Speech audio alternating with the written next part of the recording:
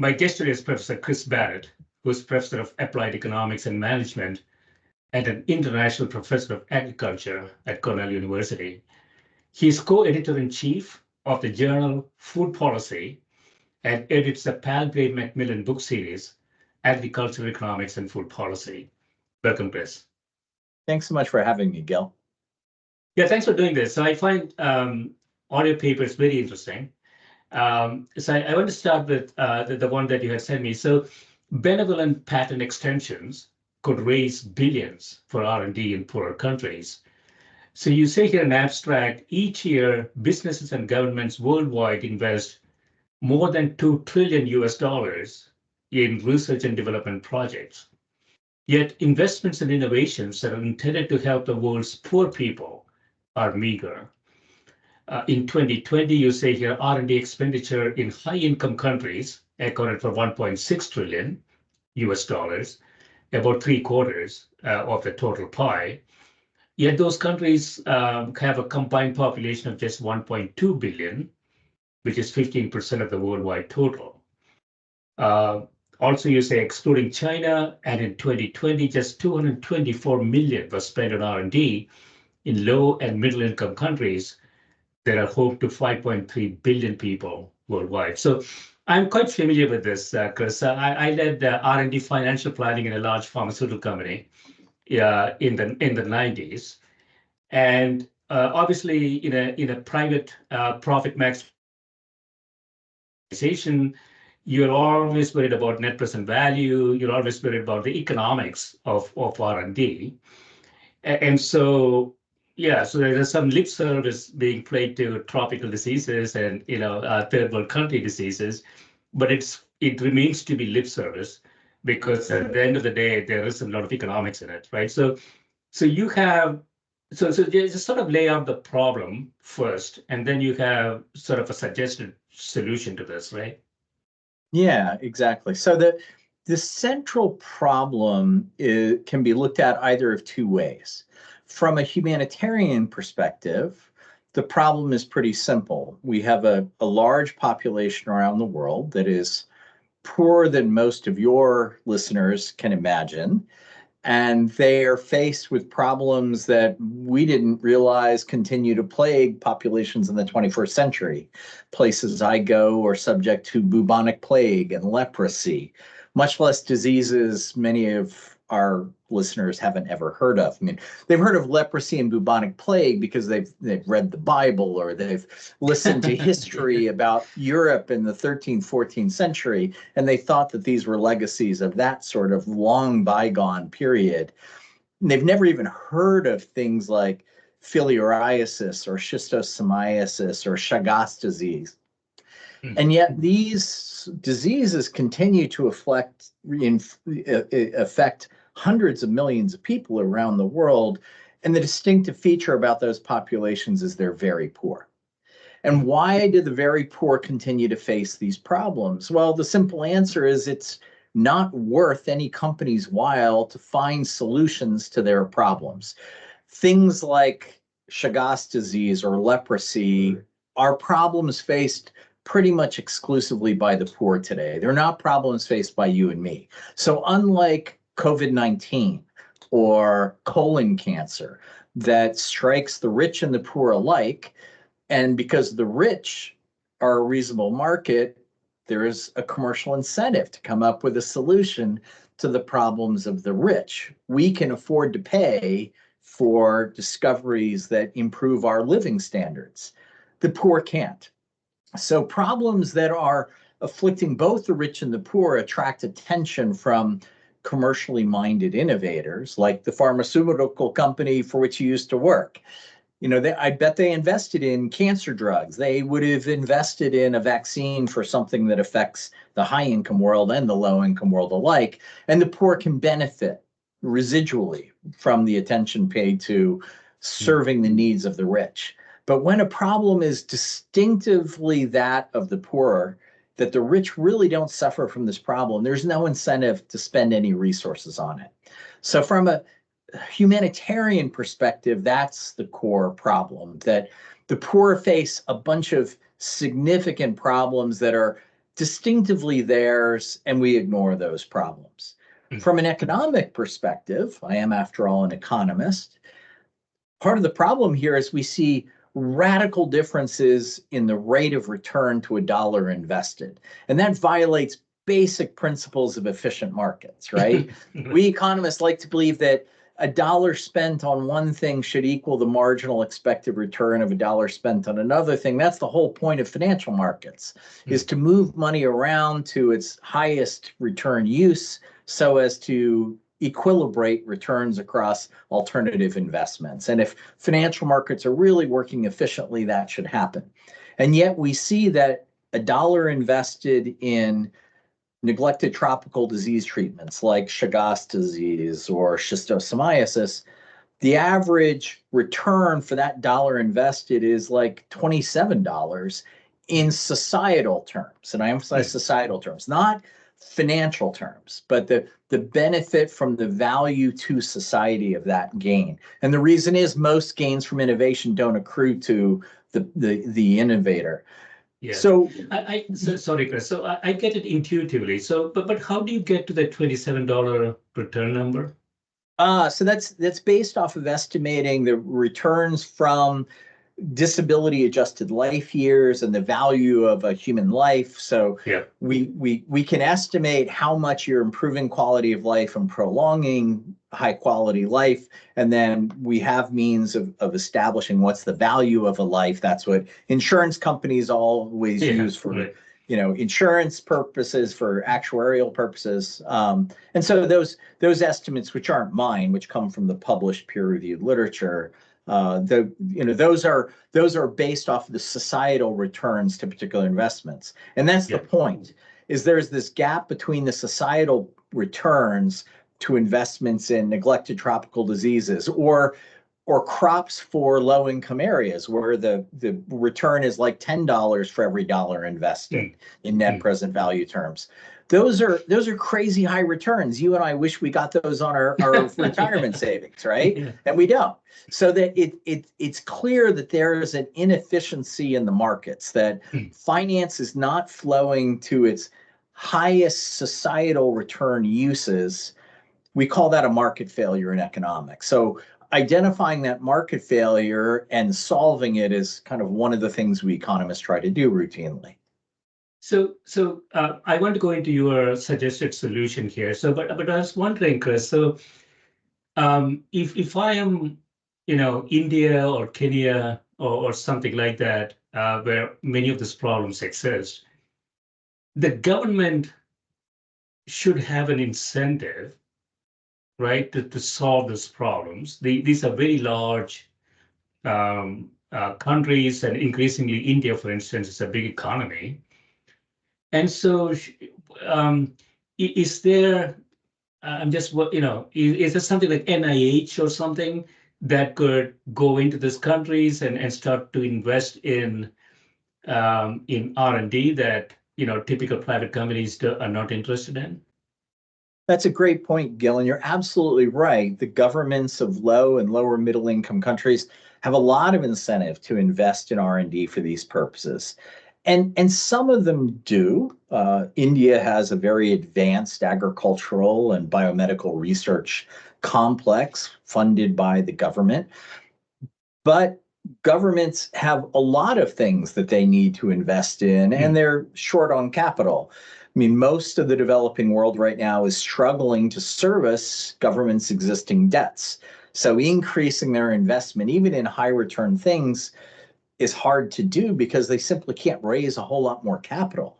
And, their options are raise taxes, which has disincentive effects and is expensive to operationalize in many low-income countries where a lot of the economy is informal. So it's hard to tax a lot of activity, or they have to go to the market, but the market charges a premium.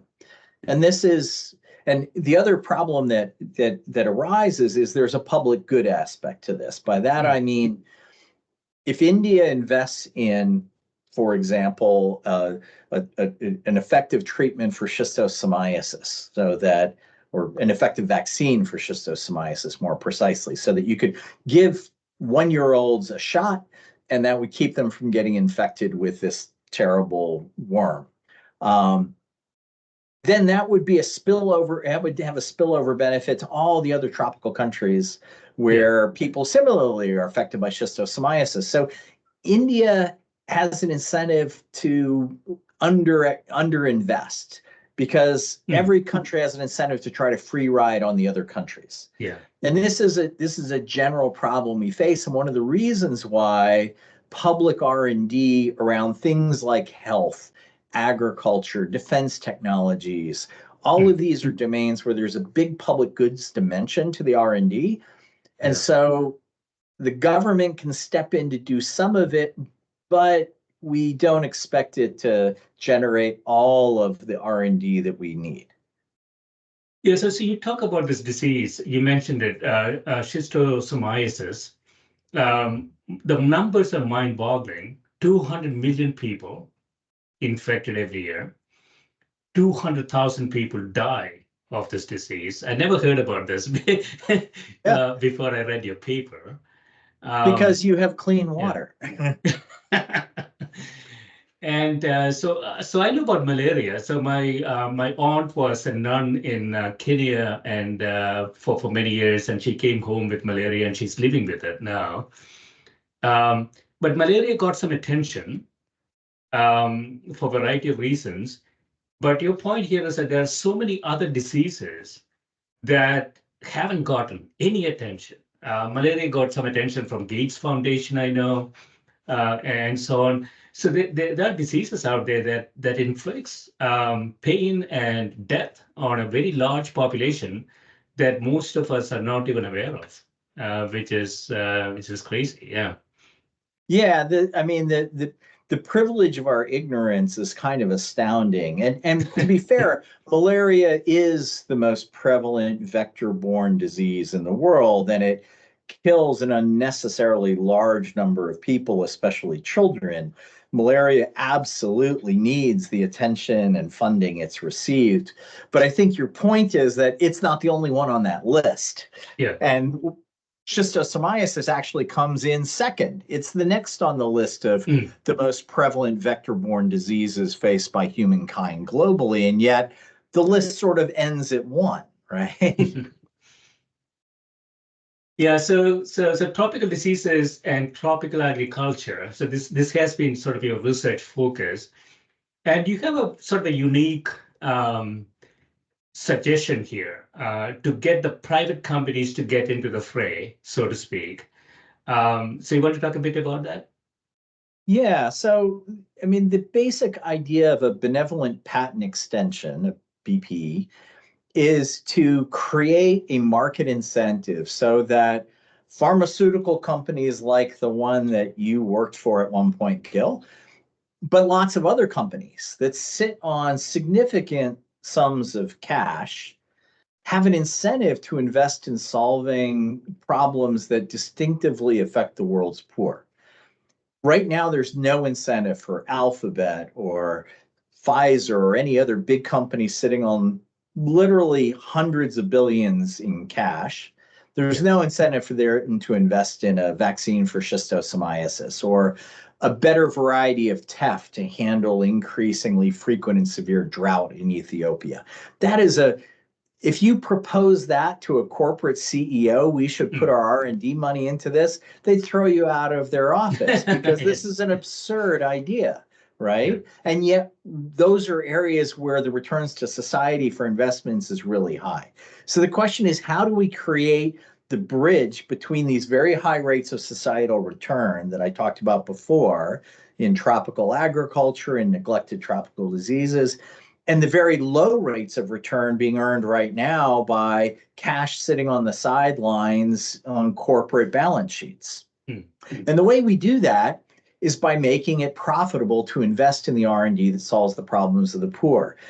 Solving those problems directly, find a vaccine for schistosomiasis, mothers of vulnerable infants and preschool-aged children in rural Senegal and Madagascar are not going to be paying a premium for that vaccine, nor are those governments. So directly asking them to pay for this discovery doesn't work. But what will work is making the value of that discovery transferable to a different, demonstrably profitable discovery that is paid for by the world's wealthy. So you and I pay a premium every day for products that are patent protected.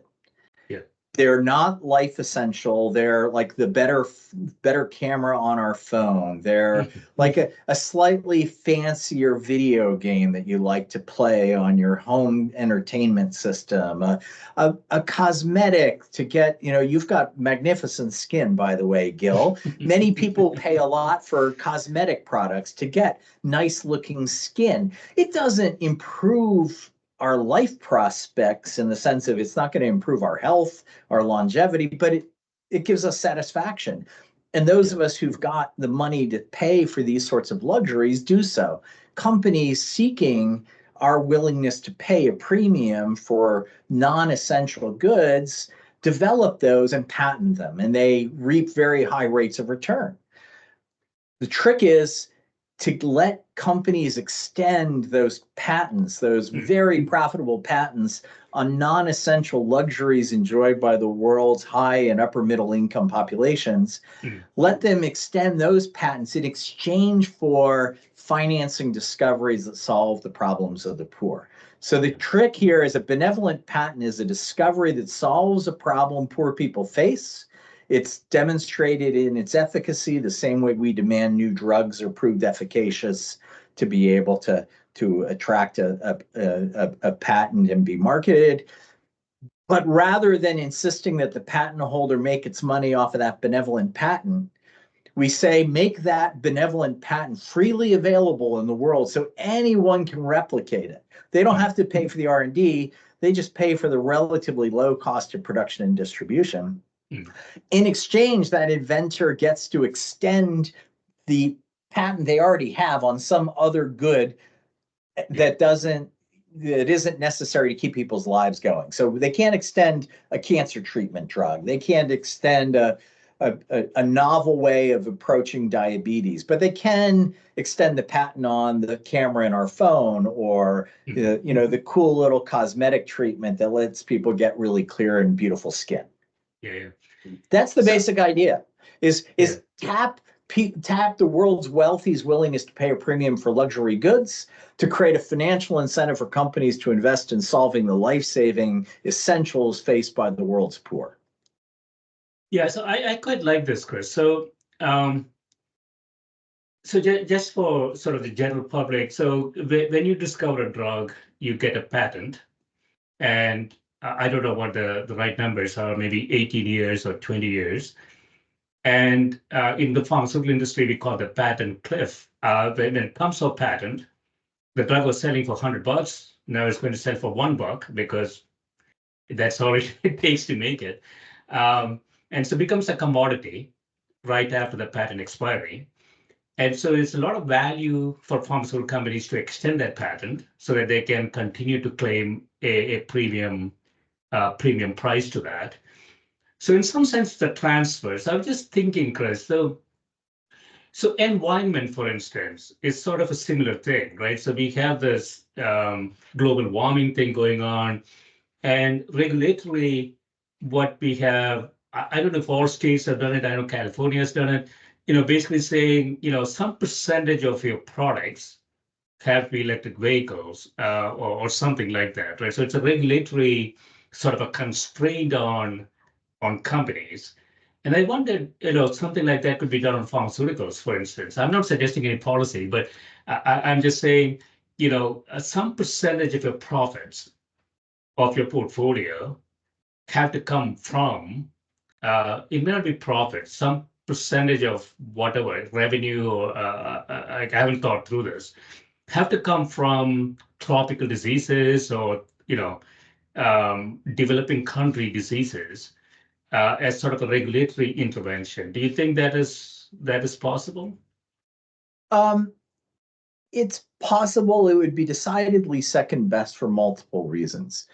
So the government of India has long had a policy that bears some similarity to this. The government of India required all commercial banks to have a minimum proportion of its loan portfolio in loans to the agricultural sector, which forced banks to go push lots of loans into agriculture, some of which were well-intentioned and were helpful, some of which were ill-advised and caused debt problems with sometimes catastrophic consequences. There are several different problems that arise from setting that sort of regulatory approach. One is that you will get this kind of forced approach that will generate lots of bad investment just to comply with the regulation. And in general, none of us should favor predictably bad investment. Second is it just invites a lot of gaming of the system. So what do you classify? So if I have to book 20% of my revenue is coming from investments in diseases in tropical countries, so I set up a small affiliate in Senegal and I book all of my corporate executive expenses to this affiliate in Senegal and classify all my Senegal-based expenditures as spending on neglected tropical diseases. I haven't actually changed much. I've wasted some money on an office I wouldn't have in Senegal, but it's just inviting a bunch of accounting gimmicks, right?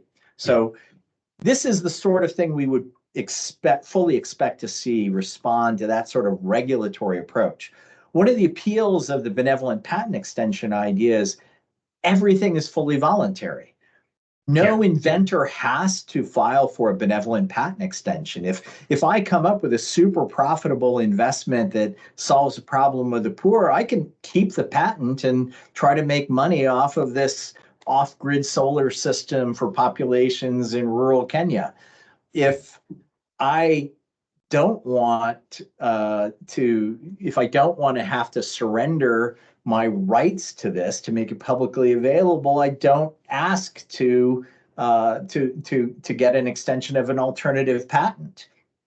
I don't get told what patent I get to extend, and consumers don't have to pay a premium. Consumers only go pay the premium to the holder of the extended patent if they feel like they benefit from buying this product at the marked up price. So the beauty of that system is it works in an entirely voluntary market mediated approach. So it absolutely minimizes distortions. So what heuristics will you use, Chris? So suppose I'm a large pharmaceutical company and I go out and say I'm going to solve the schistosomiasis problem. And I have a large portfolio of products, all on patent, some of them very close to patent expiry. How would we select which one gets extension? So presumably the CFO of the company is going to figure out which one of these is going to generate the best return. Presumably it's going to be which one is coming off patent soonest, so that I allow for there to be a steady stream of extensions I could get. So I want to, as you say, I want to push that cliff farther off so that I continue to reap the $99 out of $99 profit over $1 pure manufacturing cost. I continue to reap that longer. But one of the secrets to this design is the company doesn't have to come up with the discovery itself. You could imagine a pharmaceutical company actually investing in coming up with an effective vaccine for schistosomiasis, because pharmaceutical companies are investing in vaccine development all the time. They've got the in-house expertise, they've got the laboratory facilities, et cetera. They might need to open up a new lab in a place where this disease is endemic so they can run stage 1 trials, et cetera. But it's not a big stretch to imagine Pfizer or somebody going into the schisto vaccine market. But it doesn't have to be Pfizer. It doesn't have to be a company that has any expertise in this area. Indeed, part of the incentive here is find the group that already has this expertise and invest in them. And this can be Alphabet. Knows presumably virtually nothing about tropical diseases and vaccine development, but sits on 140, 150 billion dollars in cash and Right. has a lot of very profitable patents. And so it commits with some laboratory in Senegal that is already actively working on vaccines for schistosomiasis. We'll provide you with the money you need to scale up and accelerate vaccine development and get it through the trials necessary for regulatory approval. In exchange for, once it gets regulatory approval, we get the patent.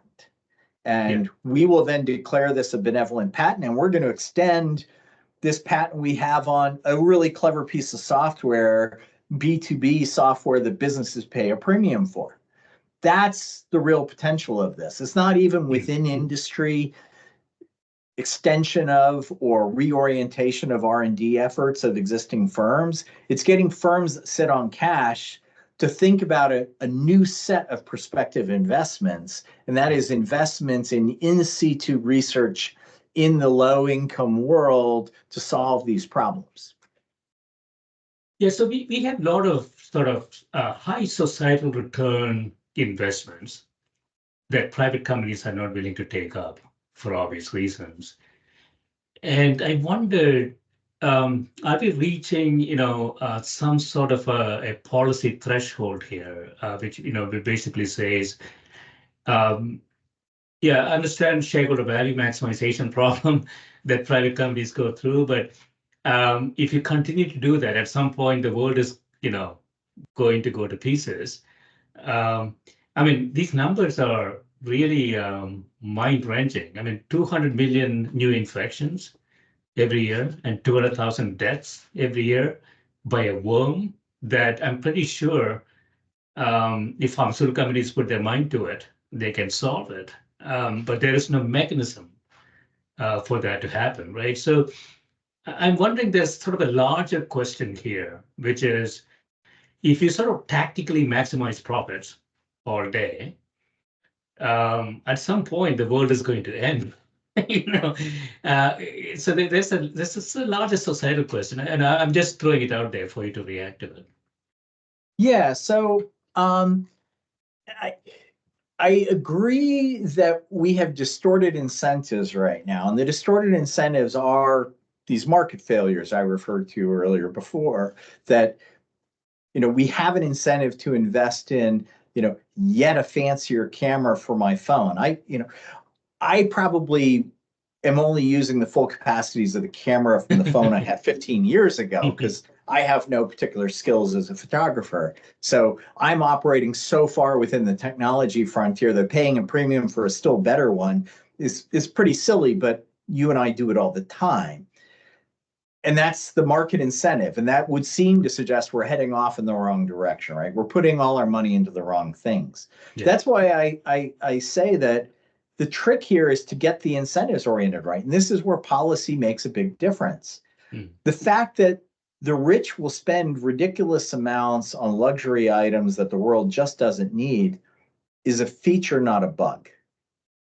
As long as we recognize that, let's tap the fact that people will pay ridiculous amounts for things they don't really need. So let's use that. Effectively, what I'm proposing in these benevolent patent extensions can be thought of as, it's analytically equivalent to a tax on luxury items. Yeah. That we take that tax revenue and we invest it in R&D for the poor. Yeah. It's an entirely market-mediated taxing mechanism. So you don't lose money on having to stand up a bureaucracy to collect the tax and distribute it. We just do this through the market. Yeah. But that's how markets can be powerful. Yeah. Sorry to interrupt, Chris. So I've always been a big fan of consumption taxes, sort of graduated consumption taxes. So basic food, basic clothing, exempted. But then, if you want to go to Mars or have that BMW, you're going to pay a lot more for that. So in some sense, is equivalent to, as you say, to a luxury good consumption tax, right? In some sense. That's exactly right. This is purely a market-mediated luxury good consumption tax. where you don't need the government to participate other than in its role in awarding monopoly power to the holder of a patent for a period of time. And in extending that period of time and in exercising its regulatory oversight of you have to demonstrate this vaccine is safe and effective before we'll let you start putting it in people's arms. But beyond that, keep the government out of it. Yeah. So the beauty of the suggestion is that let's make it pretty simple. Let the private company make decisions according to their rules and requirements. There is a return requirement for the shareholders. And what you're suggesting is that let's put this into the context of that risk and return requirements that the private company is seeking. And here's a mechanism that they could actually utilize to maximize returns in some ways, right? That's exactly right. I mean, we're essentially offering the C-suite of a major corporation, the CFO and the CTO, the chief financial officer and the chief technology officer, sit down regularly and look through what's the pipeline of our current patent holdings. When are they hitting the patent cliff and we're going to lose a whole bunch of revenue?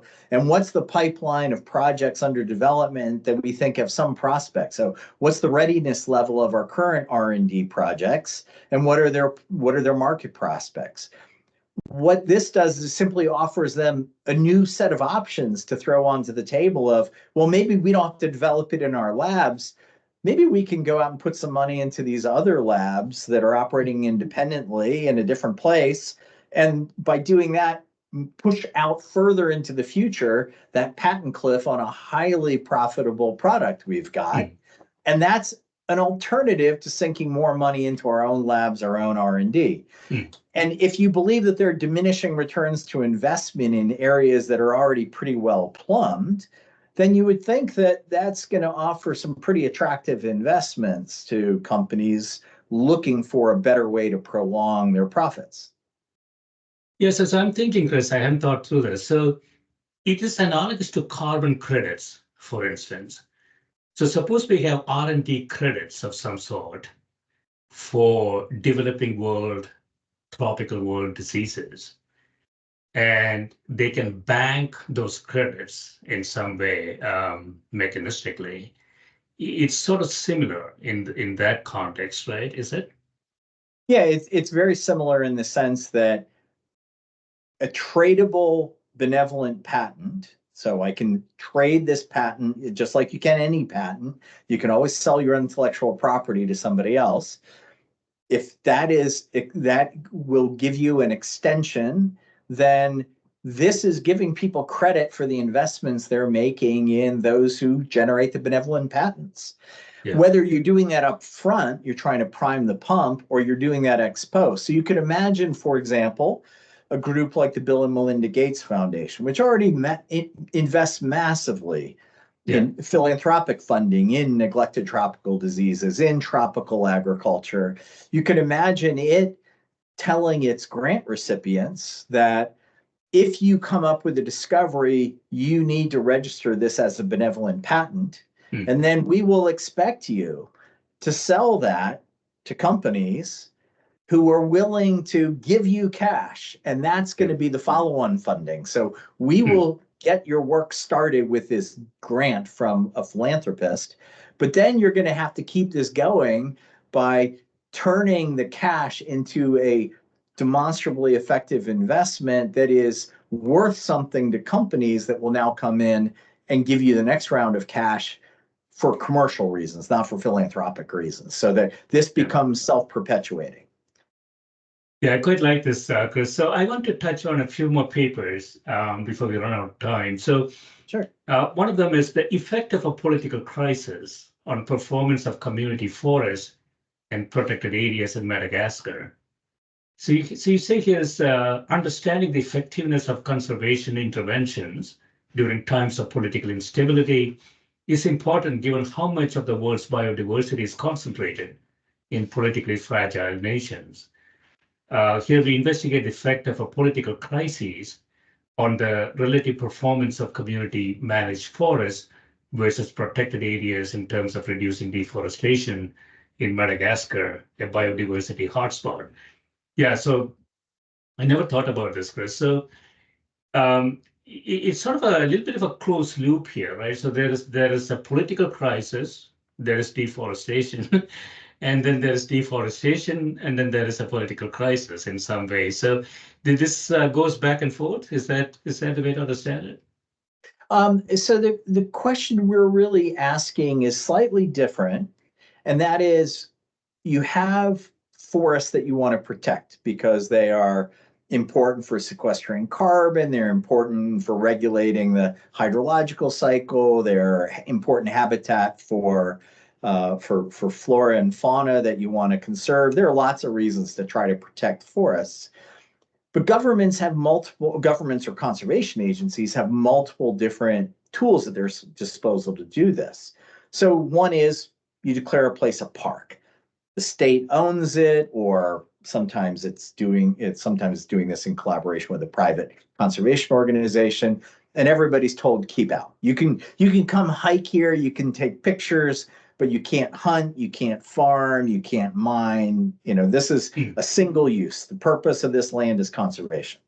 An alternative to that has been very popular in parts of the low income world, where you have lots of poor rural peoples who depend upon the multifunctionality of forests, is to have the community manage the forest, where there's some agreed rules, some agreed limits, that you agree you're not going to take down trees, and in exchange for that, you're getting something, but you can graze animals through the forest. You can have non-consumptive use of the forest. You can go harvest the flowers or the leaves, the fruits that come from the trees. You can do sustainable hunting of the animals in there, any variety of things.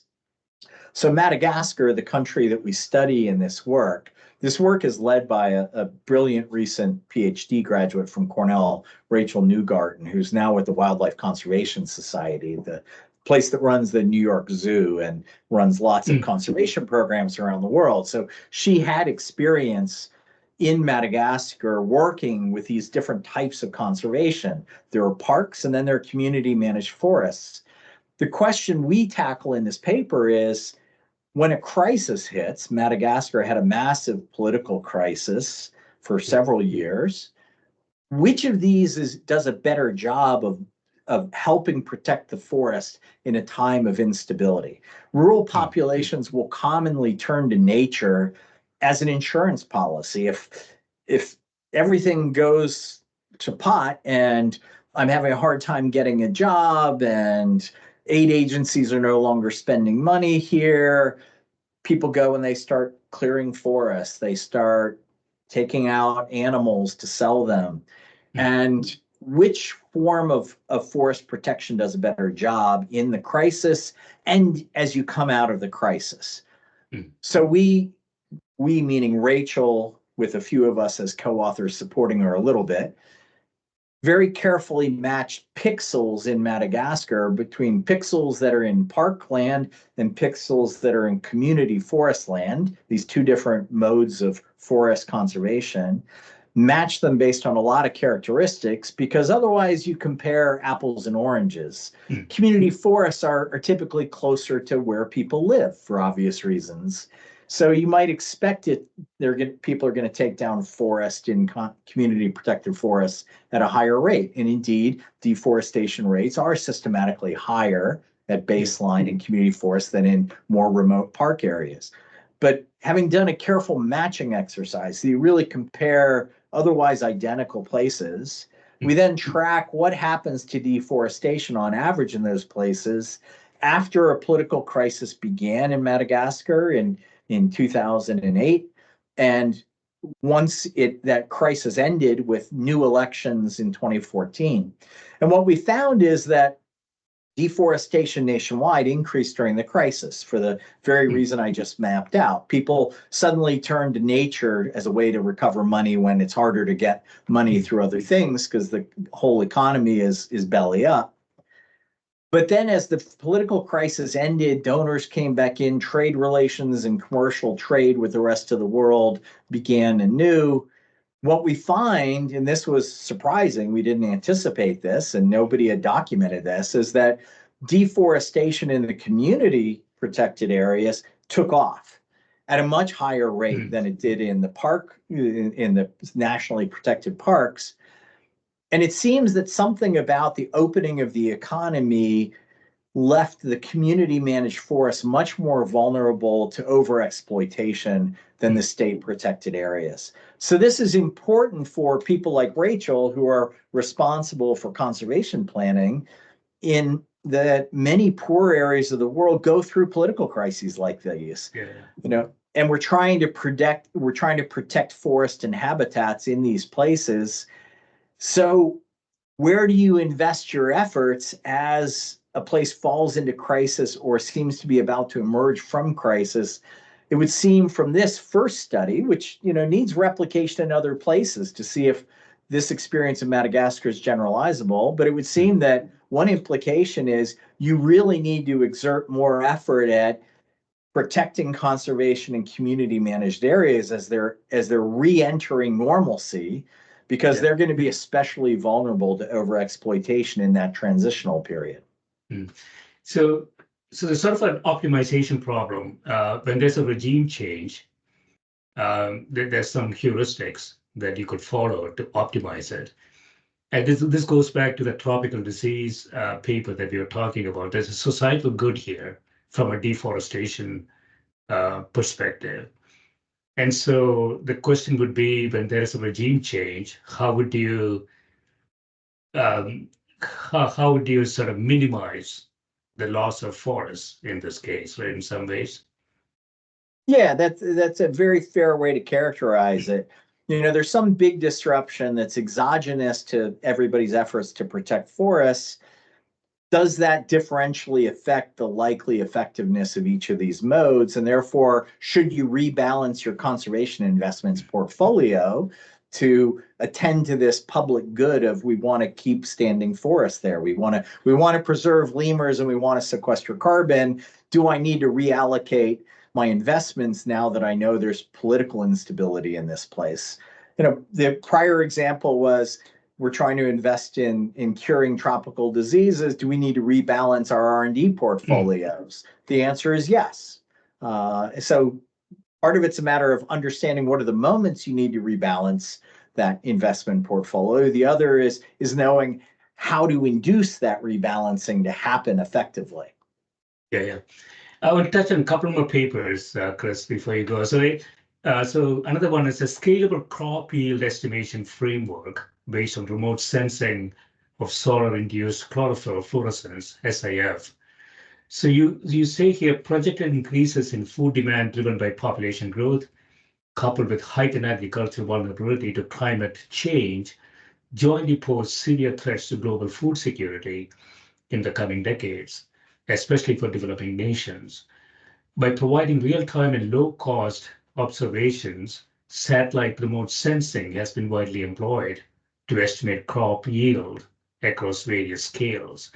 So this is not only just estimating, I'm just speculating here, not only just estimating crop yield, but also asking the question, how can we increase the yield, right, in some ways? No, this paper isn't about how do we improve production or productivity. It's purely about how can we know what is the productivity at a moment in time in a place. Yeah. One way of doing it is you go out, you send teams of folks out from a Ministry of Agriculture to do crop cuts and weigh this and figure out what yields are. But that's very expensive and time consuming, and it doesn't happen in many places.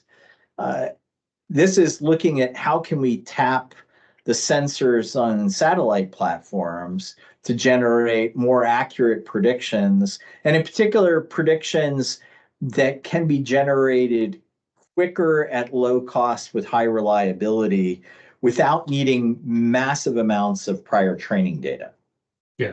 So the beauty of SIF, of chlorophyll-induced solar-induced chlorophyll fluorescence, forgive me, I just scrambled words. The beauty of SIF as a measure in comparison to the existing vegetation indices we have, which are index measures. They take readings from the different spectral bands and just generate an index number, a unitless measure, that doesn't have any underlying structural content. It's not related in any way to the biomechanics of crop growth. The beauty of SIF is it actually has its origins in the biophysics of how a plant grows, that as plants photosynthesize, they emit fluorescent signal. And so that fluorescence is detectable by, and indeed is detected by, satellite sensors. And when we can detect that fluorescence, if we know something about plant growth processes, and we know a fair amount about it, you can then quickly calibrate a structural model of plant growth to generate predictions of what is going to be the crop yield in this place without needing quite as much data and assuming that there's no change in the underlying data generating process. You can harness the fact that agronomists have learned a lot about plant photosynthesis over the years to just generate better predictions using freely available data from satellites. So you say here that we compared the performance of MLR to commonly used machine learning techniques, artificial neural network and random forest. We found that MLR SAF has comparable performance to MO algorithms in USCB. So what is MLR again? In this case, let me emphasize, this is work led by Oz Kira, a faculty member in Israel, who used to be a postdoc in the lab of my my brilliant Cornell colleague Ying Sun. And so what we're doing here is running the horse race between the vegetation indices and these SIF-based measures. And you're trying to estimate crop yields by calibrating it off of ground truth data, off of actual terrestrial collection of data, whether it's through crop cuts or surveys, and you have the machine learning algorithms we'll use similar methods using both sources of satellite-based data, a vegetation index or SIF data. And what we're trying to do there is just use this machine learning reinforcement to predict which one does better. The key innovation here is really the source data coming off the satellite sensors. In both cases, you're trying to model crop productivity, in this case, in the US Corn Belt and the Indo-Gangetic Plain, the rice-wheat systems of the Indo-Gangetic Plain in South Asia. So longitudinally, if you find that productivity is declining, that should turn up some red flags in some ways, right? Yeah, exactly. I mean, so this is the sort of thing that grain traders will use. They want to know, are we going to have a good rice harvest in India this year or a bad rice harvest? Because India is a major rice producer and exporter. Likewise, are we expecting a good or a bad corn harvest in the United States? This matters to grain traders and to people operating in the financial markets for commodities. But it also matters in early warning systems. We're trying to understand right now during a massive drought in southern Africa, where people depend heavily upon white maize cultivated all throughout southern Eastern Africa, trying to understand how much are they likely to bring in, because we're expecting to see shortfalls because of the current drought conditions. So depending upon what you estimate to be the shortfalls, that helps inform, so how much humanitarian relief do we start to ship there? Because there's not going to be enough grain in the local markets, so prices are going to skyrocket and we're going to have mass hunger. So we need to be shipping in supplies to help fill this gap. We need an estimate of that gap. And we need that estimate to be reasonably accurate and timely. And that's the sort of thing that this advance can help us with. Yeah, so I have to say, Chris, the finance guys at the hedge funds will be very interested in this data for a variety of reasons. So I want to touch on one more paper. You say here, modeling how and why aquatic vegetation removal can free rural households from poverty disease traps.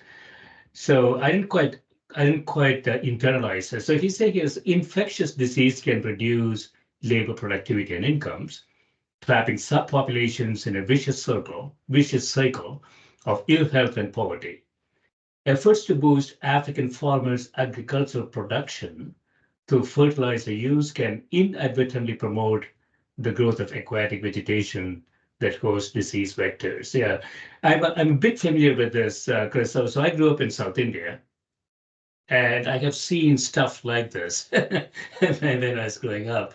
So this is sort of, as you say here, it's an inadvertent sort of effect.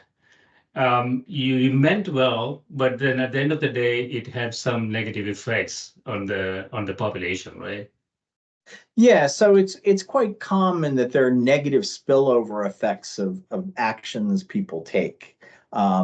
Fertilizer use is a common case of that. Farmers apply fertilizer because they're trying to boost their crop output, and indeed fertilizer does that quite effectively. So it makes sense for them to do this. But in many cases, some of the fertilizer you apply on the field leaches out. It washes off in the rains and goes down slope and into the local surface water. And we've all seen this when you see the algal blooms on lakes in agricultural areas. I live in an agricultural area here in upstate New York, and there are algal blooms as we move into summer and the warmer weather that come in part from the nitrogen and phosphorus that is run off from farms into the lakes and causes, the fertilizer works not just on the farmer's field, but also on the vegetation that grows in bodies of water. Yeah. This particular paper, what we're getting at, and this links back to the benevolent patent extension idea, because we're getting at a very specific problem that comes from aquatic vegetation, and that is the hosting of vectors, aquatic snails, for schistosomes, for the worms that infect people and cause the second most prevalent vector disease worldwide. That those schistosomes, the little worms that infect people, get vectored by aquatic snails. The snails need habitat, and algae are their food. And the vegetation that provides their habitat, on which algae grow, create the opportunity for a bigger snail population, and therefore a bigger population of schistosoma to infect people.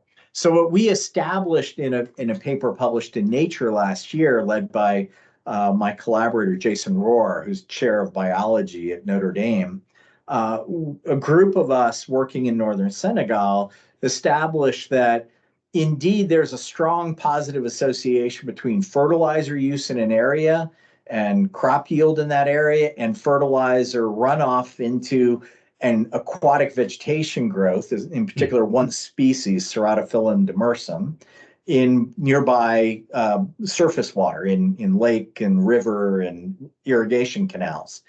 And the challenge is that particular species is the preferred species of the aquatic snail that hosts schistosomiasis. So as we get more effort at planting, at applying fertilizer, the nutrient runoff fosters growth of the habitat for the snails that infect people. And so people wind up getting sick and their kids get sick. That reduces their labor effort, winds up reducing their labor productivity, and you wind up in this vicious cycle, this poverty disease trap of people are trapped in low productivity, illness. And what we've worked on is a way to try to unlock that by closing the nutrient cycling loop. Take the vegetation, take in particular this one plant, Ceratophyllum demersum, that is the preferred habitat for the aquatic snails. You harvest that vegetation from the water access points regularly. The Cercariae, the juvenile schistosomes that infect people, don't live very long and they don't travel very far. So you don't have to clear a river. You just need to clear the area right around where people enter the water to wash clothes or to wash their cooking pots or to bathe. You clear that area of this host vegetation, and that demonstrably knocks back the snail population. And by reducing the snail population, you reduce the likelihood of infection. So people are healthier. They become reinfected less frequently after they get deworming drugs. But you can take that biomass that you've just harvested, this aquatic vegetation has a lot of nitrogen and phosphorus and carbon in it. So you can then compost it and put it back into the fields, and we ran field trials, we demonstrate that this has a very high benefit cost ratio. Indeed, it outperforms urea fertilizer. So applying that compost will generate even better crop productivity than going out and buying fertilizer. And by doing that, you close the nutrient loop, that you're harvesting essentially the biomass produced by excess fertilizer from the past, or leached fertilizer from the past, and you put it into crop productivity today. You could also just dry that harvested aquatic vegetation to turn it into livestock feed, so that in the dry season, when your livestock are struggling to find forage, you just provide them with some of this dried feed. It's a very low cost substitute for going out and buying feed for your livestock. So we're finding a way to make it worth people's while to go harvest this aquatic vegetation to improve the health of people in the village, especially kids who are most vulnerable to schisto, and improve their productivity at the same time, and thereby help them escape these poverty disease traps. So do we have, in conclusion, Chris, do we have enough data to create some sort of machine learning policy algorithm? It doesn't have to be machine learning, actually, it could be even rules-based, that you go into Google policy and you type in what you're trying to do, and it gives you, a set of ideas, suggestions, what might be more optimum. Can we go in that direction somehow? We can go in that direction. I have serious concerns about the appropriate limits to that, because I have a group of us published a book in 2022 on innovation bundles for agri-food system transformation. And its central lesson of that book is you need to customize the right combination of policy levers and technological advances to the local context. It's very hard to you can only train algorithms on context that it has seen. As you say, it's a data question. And the problem with these sorts of problems is people are typically tempted to try to extrapolate it into domains in which the models haven't been trained. So as a brainstorming exercise, that sort of thing, essentially a library of what have people tried in similar contexts and what seemed to work, as a brainstorming exercise, I think this absolutely has potential.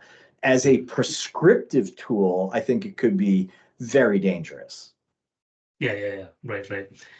Because we can't really prescriptively say what the sort of the effects are, the non-linear effects of a policy could be, but we could actually assign a probability that given two alternative policy choices, which might be dominant, right? Potentially. Yeah, as long as we have the right conditioning domain, as long as we have the right other factors in the model and we've trained the model over that space, then yes, absolutely you can. But we don't have those sorts of data right now. That's a space many of us would love to get to. We're just not there yet. Especially we're not there in the low-income rural areas of the tropics. Yeah. So if you measure societal utility, as you say, 5.2 billion people are suffering from tropical diseases. Nobody is worrying about it or not doing anything about it. So there's a larger sort of societal utility question. So if you want to maximize societal utility or per capita societal utility, then you have to do something different from what the markets are doing currently. That is what I take away from it. That's right. And so the question becomes, do you try to replace markets? Do you try to have governments or philanthropies do this on their own? Do you try to convince people to behave in ways that are altruistic, that aren't necessarily in their own narrow self-interested domain? Or do we try to adjust the incentives people face? Do we try to harness the power of the market by changing incentives to get those who are just always going to be looking out for themselves and their own pocketbooks to start to take an interest in things that right now don't interest them. There is a lot of interest in and an awful lot of work and investment in tropical agriculture and neglected tropical diseases. It's just we know from the rates of return to that work that what is happening right now is woefully insufficient. We need a lot more. Right. Excellent, Chris. Yeah, thanks so much for spending time with me. Oh, thanks so much for your interest. Wonderful conversation.